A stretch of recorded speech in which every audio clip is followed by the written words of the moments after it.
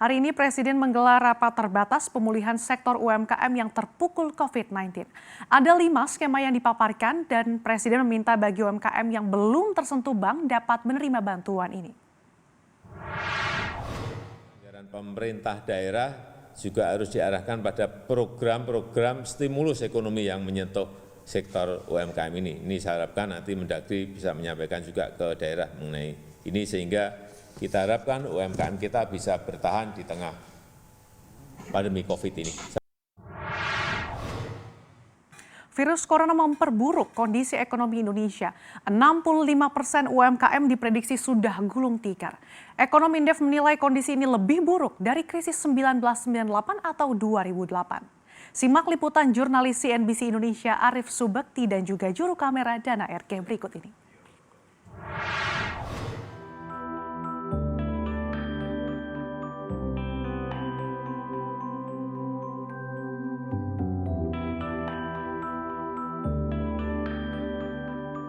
Merebaknya pandemi COVID-19 memberikan pukulan yang cukup keras bagi usaha mikro, kecil, dan menengah. Bahkan sejumlah UMKM harus tutup sementara karena anjloknya pendapatan.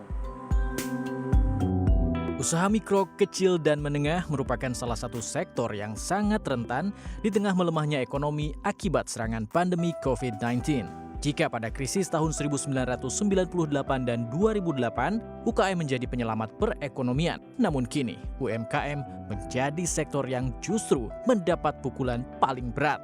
Anjloknya pendapatan, maraknya pemutusan hubungan kerja, hingga gulung tikar menunjukkan sektor UMKM sangat terpukul.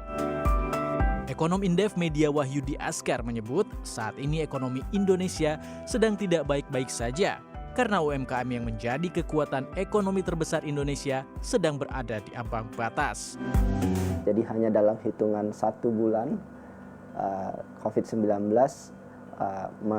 menimpa UMKM di Indonesia yang sebagian besar di antara mereka dalam proses perkembangan dan tidak siap menghadapi adanya COVID-19 ini. Sejumlah pengusaha bahkan mengeluhkan turunnya pemasukan yang drastis serta lambatnya bantuan pemerintah. Pengusaha kecil dan menengah juga mengaku belum mendapat bantuan sama sekali dari pemerintah, baik keringanan finansial ataupun bantuan sosial.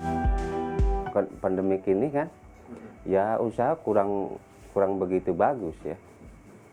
Dulu yang kalau gini hari bahasa orang sini bahasanya bahasa apalagi panennya, nyari duit untuk lebaran segala macam. Nah sekarang jauh dong, karena semua pasar ditutup, apa semua ditutup, orang nggak bisa ngapa-ngapain. Udah hampir di sini udah hampir 50% orang udah semua pulang kampung. Ke saya pribadi alhamdulillah belum.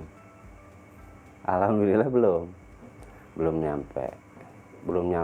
Entah bantuan apapun belum ada. Meski demikian, beberapa UMKM juga memilih untuk tetap beroperasi. Selain untuk bertahan, para pelaku UMKM masih beroperasi karena harus mengejar sejumlah target dan tagihan yang harus dibayarkan. Kenapa masih buka? Satu, sebenarnya karena kita emang tinggal di sini. Jadi kita nggak ada alasan buat nutup juga karena emang tinggal di sini, jadi gampang untuk buka tutupnya. Yang kedua karena emang kita buat ngejar target aja sih, kita tetap buka. Ya cuma buka setengah pintu gini aja. Kita belum pernah dapat bantuan apa-apa sih. Meskipun pemerintah telah memberikan sejumlah stimulus, anjloknya pendapatan membuat UMKM tidak mampu bertahan lama. Tim Liputan CNBC Indonesia.